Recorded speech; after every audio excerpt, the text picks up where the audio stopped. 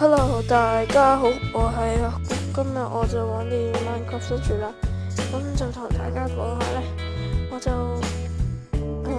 我之前冇話我呢度起咗間屋嘅，咁我就改裝咗一下啦，就變成一個儲物室，跟住就裏邊呢就係裝嘢噶啦，我裝咗好多嘢，出翻嚟。我就鋪咗啲路啦，整靚嘅路啦，指我哋去嗰邊咧，有個橋啦，跟住咧呢度就係我哋嘅屋企啦。我係嘥咗好多時間喺起嗰個屋頂嘅，俾大家睇下上邊，係啦，就係咁樣啦。我覺得好靚，我好中意呢個圖。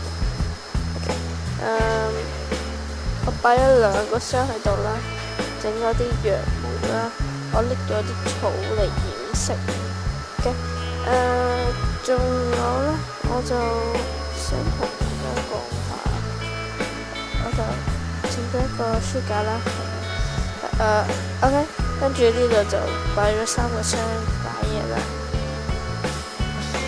就想同大家講下，我知我起咩好，因為我實在太無聊啦。睇下出邊先。OK， 出邊係咁樣嘅。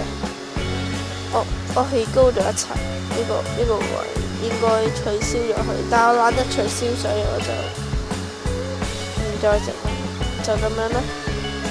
今集就介紹完我嘅屋企。我整嘅屋企，我唔知大家會唔會中意咧。跟住仲有咩好講呢？